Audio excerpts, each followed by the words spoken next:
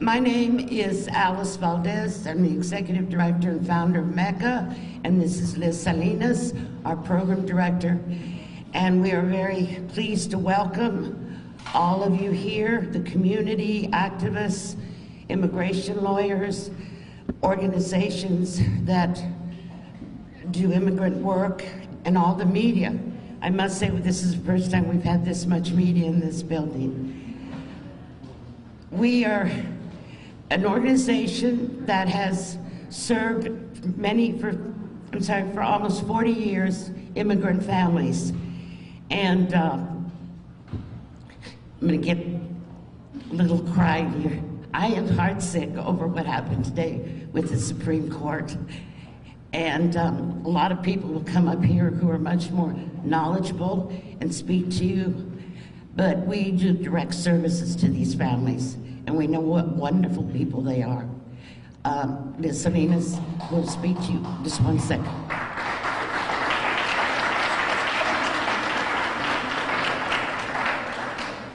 Muy buenas tardes y bienvenidos. En parte por la directora ejecutiva, la señora Alicia Valdez, les da la bienvenida a todos los que están aquí presentes hoy, familias, la comunidad, la prensa, abogados, licenciados, todos bienvenidos. Dice que de su parte nosotros ya tenemos 40 años sirviendo a las familias inmigrantes en diferentes servicios, y por este asunto ella personalmente está demasiado triste y lamenta la razón que estamos aquí hoy, pero le da la bienvenida a todos en este momento.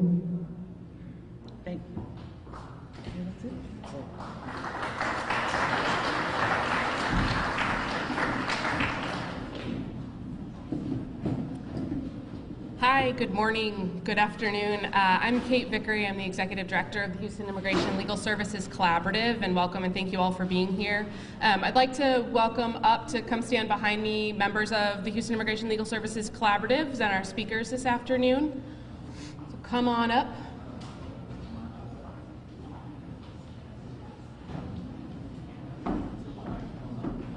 This way? Great.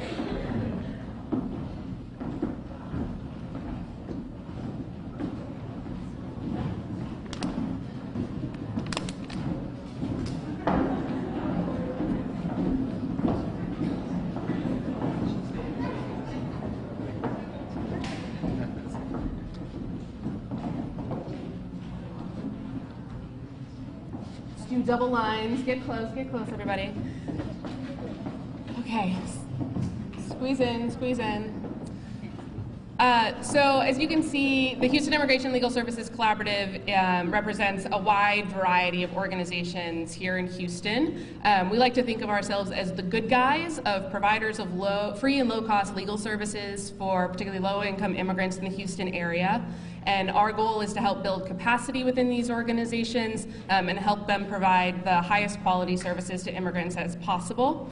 My role here today is to mostly kind of facilitate and MC and make sure that you hear from the real experts on the Supreme Court decision, as well as some of the organizations that will be providing services for DACA and continuing to provide information for people who are interested in learning more about DAPA and the expanded DACA program, which the Supreme Court did not make a decision about today.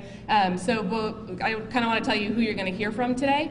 So we're going to start with Jeff Hoffman, who's the director of the Immigration Clinic at the University of Houston Law Center. He will kind of talk about the decision today and the actual implications in the law. We'll also hear from two of our member organizations, United We Dream and Neighborhood Centers. And then we have Terrence O'Neill here speaking on behalf of Mayor Sylvester Turner from the Office of International Communities at the City of Houston. You'll also hear today from several impacted clients and potentially DAPA and expanded DACA eligible folks who will kind of talk about what today's decision means for them. And then we'll wrap up and take questions at the end, and we'll kind of go from there. So with that, I'd like to introduce Jeff Hoffman. Thank you.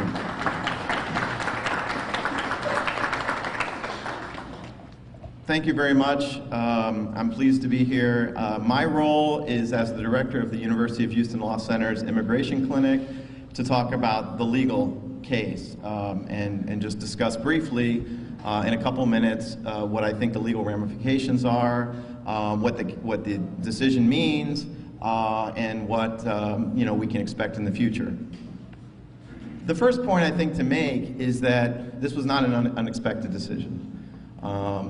This was a 4-4 decision, and it was basically non-precedential, which means it doesn't hold any precedent for the future.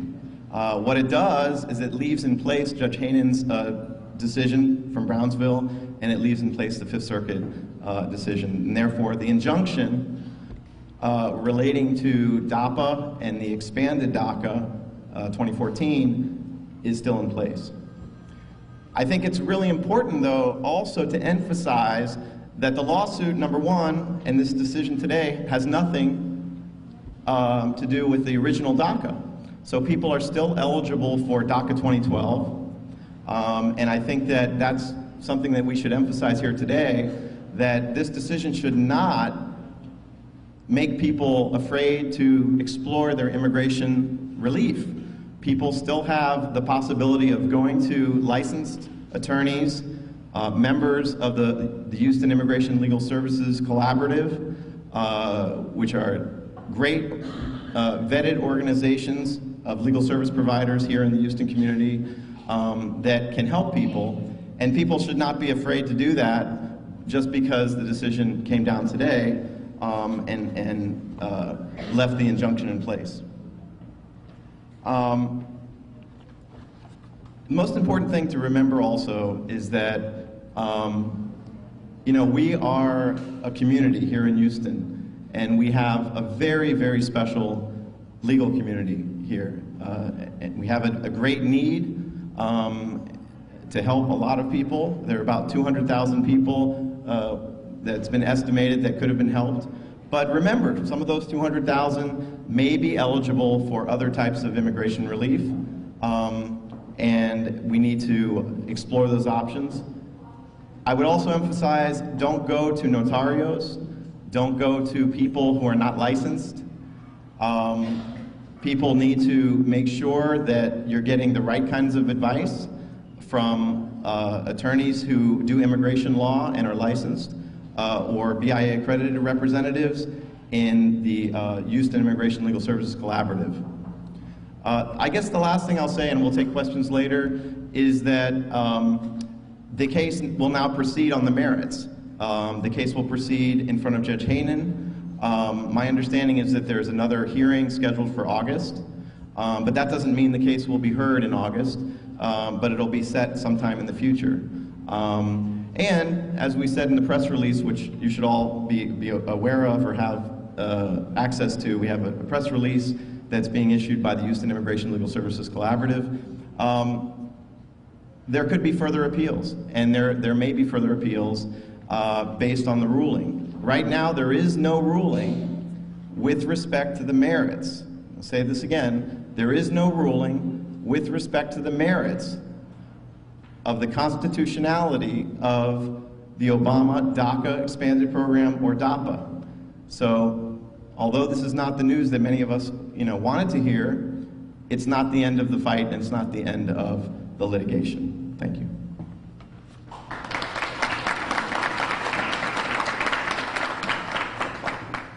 Hola, buenos días a todos. ¿Cómo estamos? Bien. Un poco amargo, ¿no? Mi nombre es Carolina Ramírez. Voy a estar traduciendo por Kate y voy a dar permiso un momento a que también el profesor Jeffrey Hoffman también pueda hablar un poco más en español de qué significa esto para nuestras comunidades.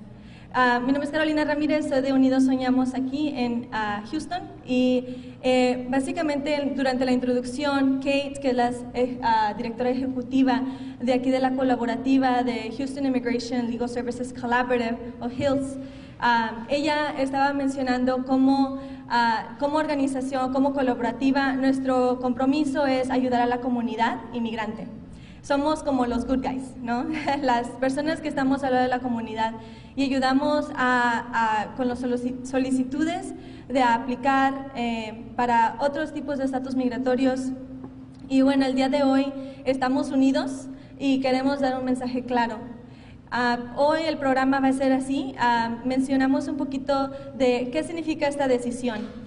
Hay muchas preguntas, así que esperamos que hoy podamos contestar muchas de ellas. Así que el profesor Hoffman es la persona que presentó un poco sobre qué significa esta decisión de 4-4. Después de eso, de hecho yo voy a hablar un poco más acerca de qué podemos hacer en la comunidad para que no caiga víctimas de fraude. Y luego vamos a estar compartiendo la reacción de nuestra comunidad y cómo nos estamos sintiendo. Porque mientras miro a los ojos a las varias personas aquí sentadas, nos acordamos que esta lucha sigue. ¿De acuerdo? Perfecto.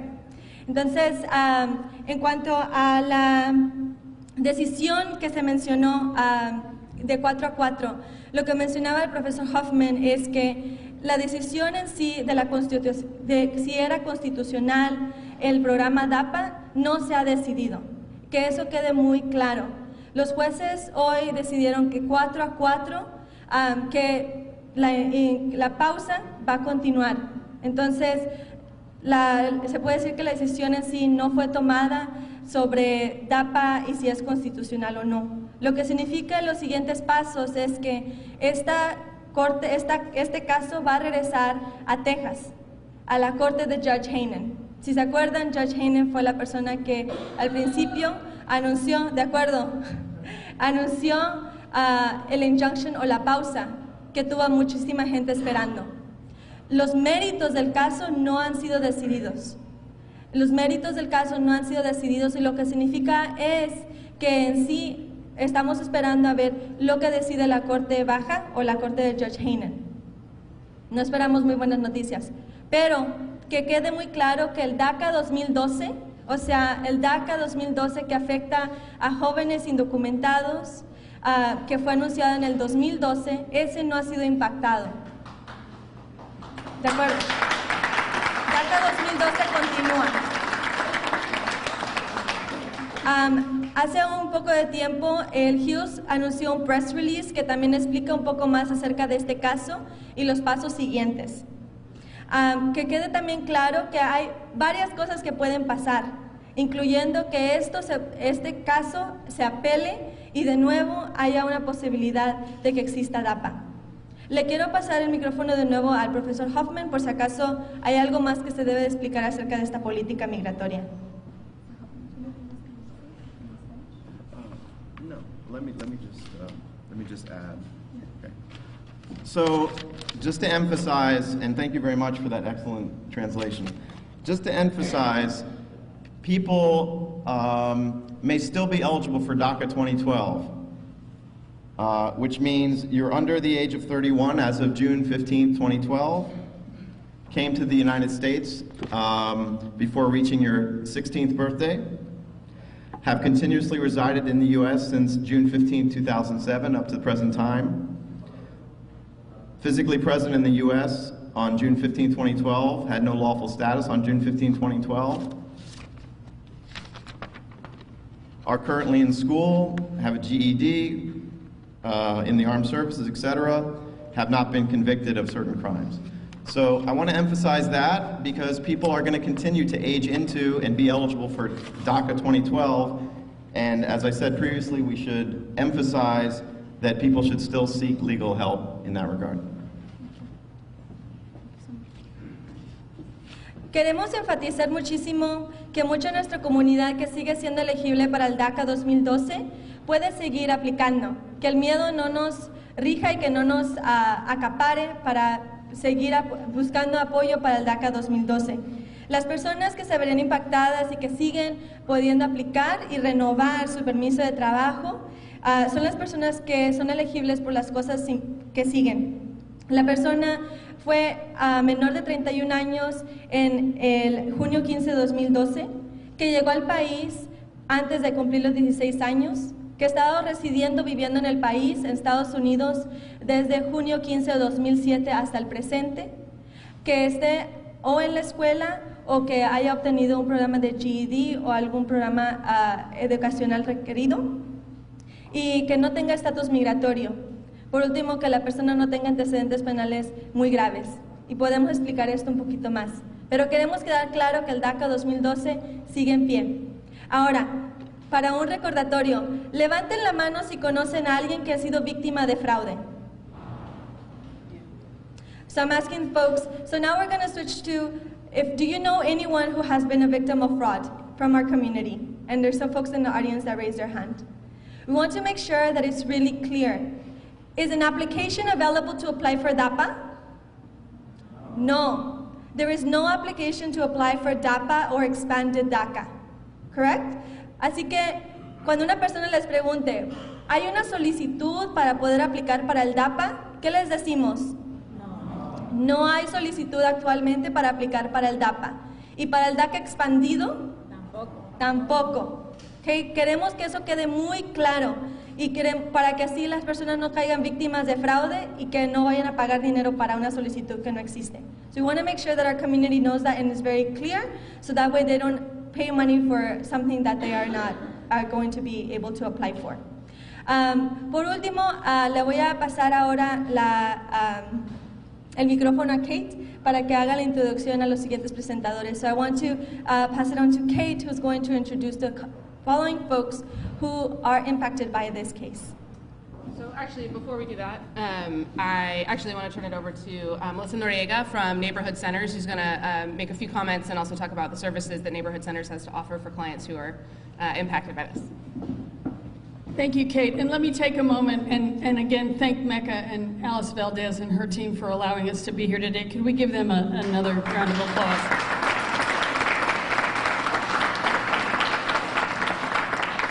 You know, what Mecca did was welcome us here, and that's what we're talking about. We're talking about welcome. But we're also talking about economics and what Houston is really about. You know, Houston is a place where if you work hard and get every day and do what you're supposed to do, you can be successful and you contribute to the larger Houston community. At Neighborhood Centers, what we do is keep Houston a welcoming place of opportunity. People want to earn, they want to learn, and they want to belong. And the immigrant community isn't any different. There are $65 billion worth of contributions that all the immigrants that are represented in these decisions here today make. And it represents aspirations, it represents family, it represents caring about your neighbors, but it also represents prosperity for the Houston region and for Texas. And that contribution is vital to our future. For the estimated 4.5 million immigrants that we're talking about today, all of those want to know that when they get off work and go home, their families are still going to be there.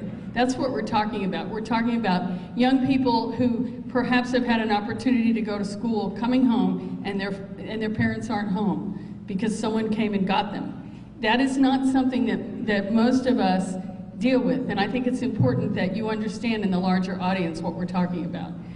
It hasn't been a good day with the embrace of 287G and this decision for this community, but this is I heard someone say earlier in Spanish it was a pause. This is a pause, and this puts people's lives on hold, this creates problems, but the truth is that everybody gets up and wants the same thing. And Houston's being a welcoming community is really what has allowed all of us to do well, to prosper, and to have good lives here. Now I want to take a second and I want to talk about what Neighborhood Centers offers in this situation. What was discussed earlier was that DAPA and the expanded DACA do not have applications and are not part of things right now. But the DACA program, established in 2012, is still available, and we provide at Neighborhood Centers free DACA services every Tuesday at Ripley House. How many of you know where Ripley House is? Been to Ripley House, been part of things? Every Tuesday at Ripley House. And we encourage the community to meet with our immigration team about applying for first time or renewing. And there are a lot of young people out there that may need to renew. You need to go ahead and do that. All right? We're here to support you. We invite the community to come to an immigration consultation. Our immigration team is able to sit down with you and figure out if there's an alternative form of relief. We offer consultations every Wednesday at Ripley House Community Center and every Friday at Baker Ripley Community, beginning at 9:30 a.m. Invitamos a la comunidad que nos llame. Nosotros podremos ayudarles en español. Yame Ripley House, okay? 713-315-6400. Again, 713-315-6400. Houston being a place of welcoming means that all of us prosper. Our neighbors, all of our neighbors are important to us, and I think that the decisions today have created a pause, and we're going to move through them. Thank you all.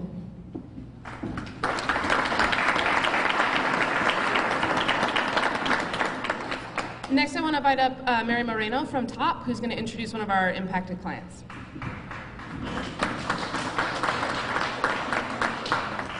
Good afternoon, and thank you for being here with us. It's my pleasure to introduce Jose Sick. He is originally from Guatemala and has been in the United States since 1996. Les presento al señor José Sick, que viene con su hijo Brian. Él es de Guatemala y ha estado aquí en los Estados Unidos desde hace 1996. Señor Sick. Muy buenas tardes. Gracias a todos por acompañarnos. Como dijo Mari Moreno, mi nombre es José Sick, soy de Guatemala. Tengo 20 años de estar en este país. Vine cuando tenía 18 años. Vine como muchos tenemos motivos diferentes de venir. El mío fue familiar y económico. Pero después de todo el tiempo que vivo aquí, he aprendido a querer y a respetar este país, también a los habitantes de este lugar. Pero siento que la decisión que tomó la Corte Suprema hoy nos ha cerrado muchas puertas, nos ha lastimado, nos ha hecho un daño. Lamentablemente, no podemos seguir avanzando. Quizás algunos de nuestros compañeros inmigrantes vienen a este país a hacer un dinero y regresan, pero nosotros no. En el caso mío, yo tengo 4 hijos. Ellos han agarrado raíz aquí y hemos aprendido a querer y a respetar este país. Y no podemos seguir avanzando. Perdón. Sí. I'm going to translate for him. So he was saying he's been here for 20 years, and he has learned to love and respect this country. Right? He came here because of economic and personal reasons, but in the time he's been here, he has 4 children, and they have roots here. And there might be some immigrants who come and go, but he has made his life here, and he feels that today's decision really hurt him and other immigrants like him, and he's really disappointed. Sí, lamentablemente nosotros, las personas que quizás están como en mi posición, no podemos seguir avanzando.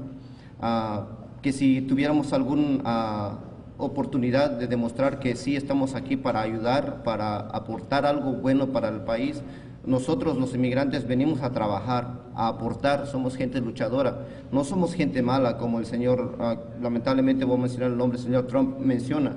No somos así, la mayoría somos gente trabajadora, somos gente que luchamos, gente que tratamos de hacer el bien a los demás sin mirar si tenemos algo o no a cambio.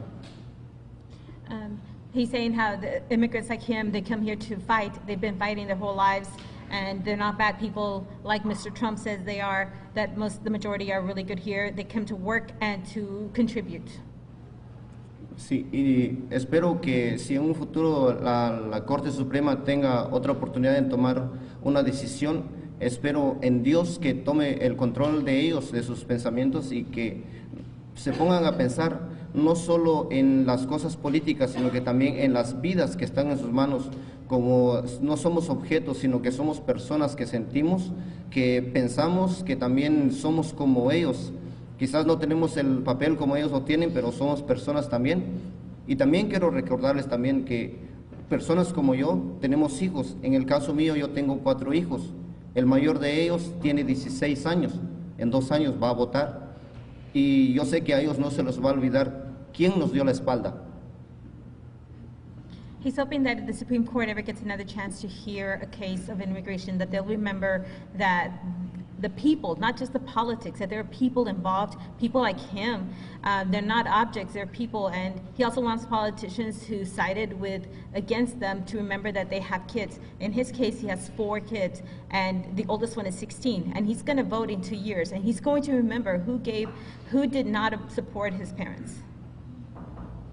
Sí, también insto también a las personas que en mi caso están, por favor salgan cuando sea necesario apoyar, vamos a luchar sigamos con la esperanza. Espero en Dios que esto siga adelante, que no se acabe aquí como lo hemos hasta ahora. Si algún día nos arriesgamos a venir, somos gente luchadora que nos arriesgamos.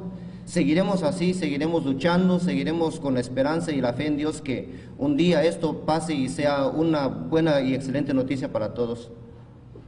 And he said, like, he's going to keep fighting, and he urges other people to keep fighting, to come out on the streets when it's called for, and to not to give up, right? Because he knows that someday the right decision will come down. Bueno, les agradezco a todos, gracias por el tiempo que me han dado, el privilegio. Es un privilegio estar aquí, el ser el portavoz no solo mío, sino que de millones de personas que están en la situación en la cual estoy yo, y lamentablemente estamos con las manos atadas, pero espero en Dios que un día se nos abran las puertas y nos den la oportunidad de demostrar que queremos hacer el bien, amamos este país, queremos ser de bendición para este país también, no queremos ser un estorbo, sino que queremos aportar y respetar este país. Dios los bendiga.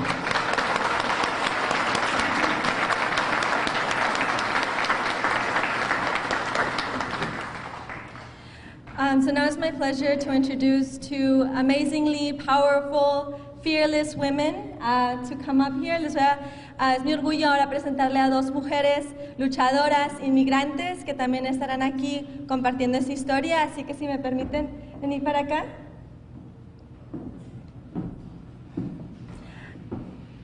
A la primera persona a quien les quiero introducir es a Jessica.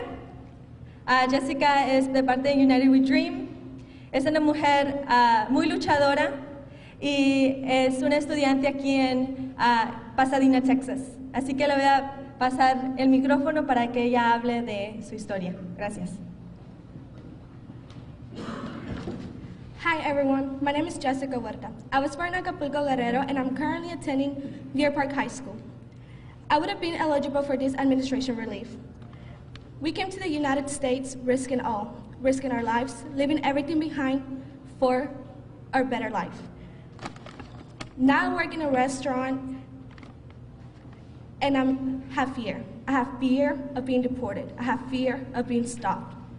I have fear that I might never see my parents again. My sisters are eligible for this too. When we came, we had nothing. We suffered so much, but we made it. We made it through because we are fighting for this. If I would have got this relief, I would have helped my family. Not being scared of driving around my family, of not being scared of being stopped. But now, we're gonna keep fighting for this because this is not the end for us. We're gonna keep fighting. I'm gonna fight for my family. I'm gonna fight for my community. I'm gonna fight for myself. Because this is not the end, because we're here to stay, guys. And we're not gonna give up on this.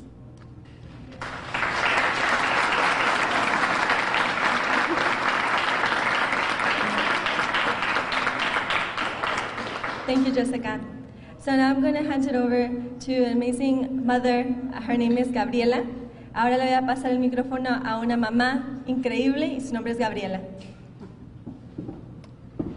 Gracias. Buenas tardes, mi nombre es Gabriela Contreras.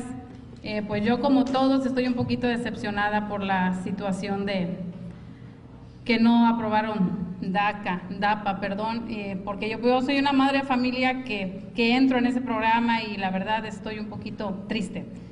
Bueno, yo soy de Michoacán, México, soy una madre de familia, soy una madre muy luchona, muy trabajadora.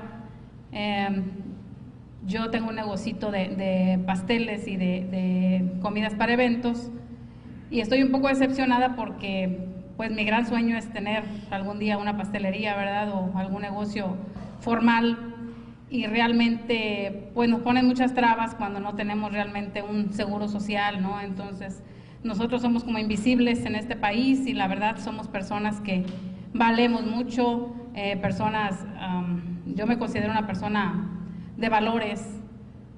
Yo tengo 2 niñas nacidas aquí y realmente pues mi temor es que a mí me separen de ellas.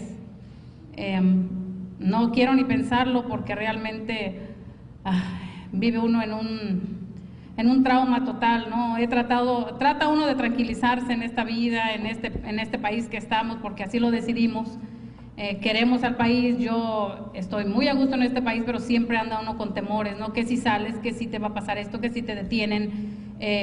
Realmente yo, el temor que tengo no se lo deseo a nadie, ¿no? Porque trata uno, mi positivismo me ayuda mucho a no pensar en esas cosas y trato de no estar pensando en eso, ¿no? Pero sí quisiera yo que a futuro, pues, DAPA nos pudiera echar una manita, ¿no? Y estar legales en este país.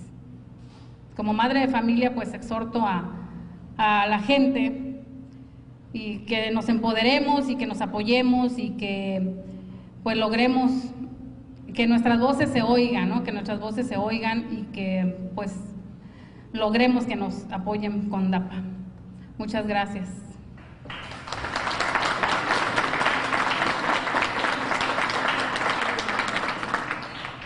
So I'm going to do a brief translation. Gabriela is a mom. She is from Michoacán, Mexico.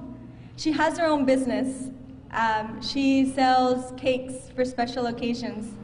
And her dream is to one day have a business, like an official place where she can sell those cakes for people who are having their special events. She has 2 beautiful US-born children. And she wishes that folks would be able to see that she is a woman of values, and her family are people who have values. She and her family have experienced trauma and are very upset about this decision. As a mom, and this was extremely powerful, she exhorts and she is asking you as a community to stand by her and stand by her children to ensure that we eventually have something for her and for the millions of people who were expecting to have a decision for DAPA. Will we stand by her?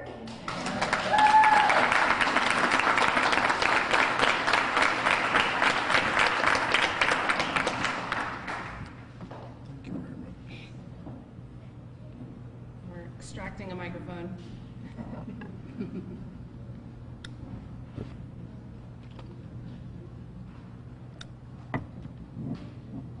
So sorry, taking so long.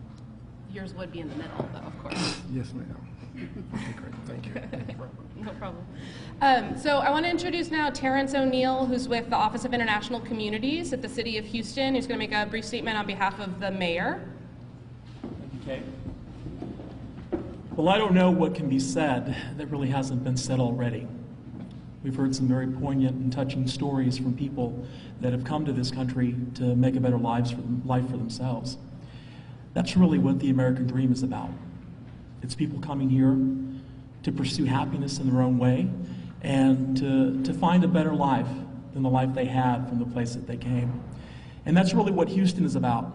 Ever since the Allen brothers came here way back in the 1850s, people have come here from all over the country and all over the world to call Houston home.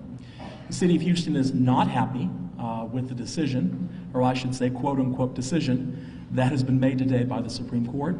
Over 200,000 residents that call Houston home would have had a clear path to citizenship had the Supreme Court voted in favor. We're not happy with this, because the city of Houston feels that we are a city of opportunity when we have our doors open to all people.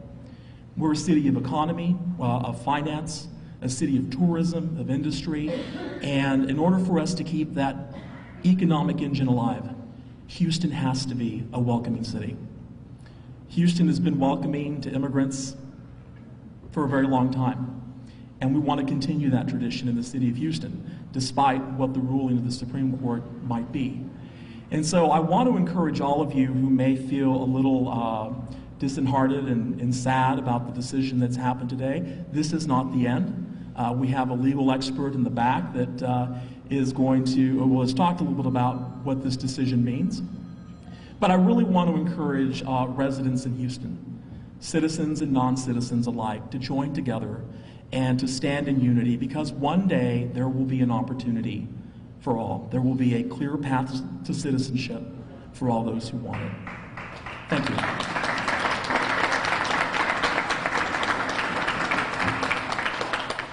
So I want to clarify one thing that I'm sure you all are well aware of. DACA and expanded DACA and DAPA, the last two of which are still under injunction, are not a path to citizenship. They're a temporary stay of deportation and eligibility for a work permit, so I just want to make sure that that's very clear. I want to invite up at this point John Grzinski, who's going to make a brief statement on behalf of State Senator Sylvia Garcia. And I welcome him up with this caveat. The Houston Immigration Legal Services Collaborative is a non-political, non-partisan organization, but this is a really important opportunity to give lots of folks an opportunity to make a statement about the decision today, and so we welcome him and the Senator's comments. Thank you, Kate. Senator Garcia, sorry she couldn't be here today herself, but she did want me to share a few thoughts that she had.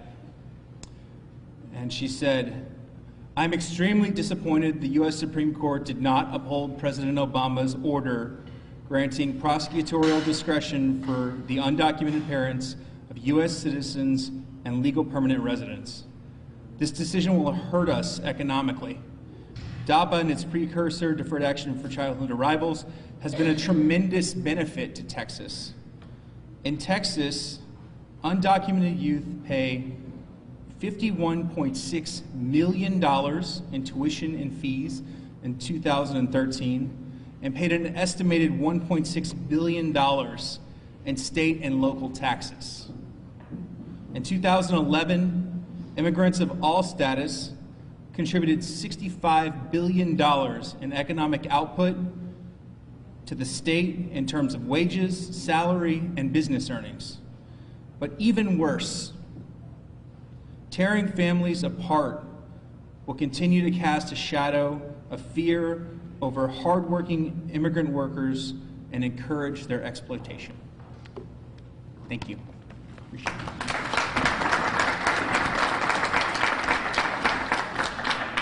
Thank you, John. So this about wraps this up. I just want to make a couple of closing statements. The Collaborative's press release is sitting down here on the stage. There are written copies, and members of the media, you should have gotten an electronic copy as well. I want to make a couple of points. You've heard from a lot of impacted folks today, mostly from the Hispanic and Latino community. I want to be clear that members of the Houston Immigration Legal Services Collaborative serve clients from all countries. We've got organizations that specialize in assisting Asian immigrants, African immigrants, immigrants of European descent.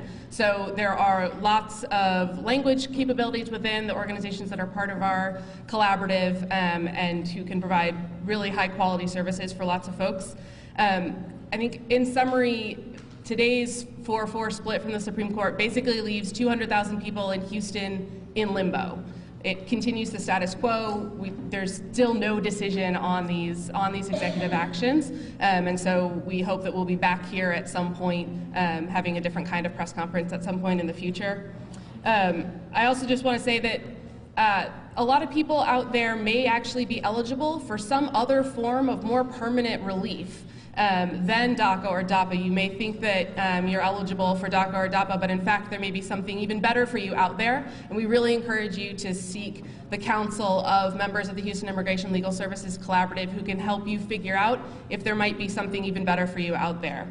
And finally, the Houston Immigration Legal Services Collaborative is a centralized place for, we have a community calendar that includes all of the info sessions, the application assistance workshops, the one-on-one assistance that our member organizations provide, and it's www.houstonimmigration.org. It's very simple, houstonimmigration.org, and that's where we will be, where we always have a centralized place for our member organizations and the events that they're holding and ways to reach out and get in touch with our groups.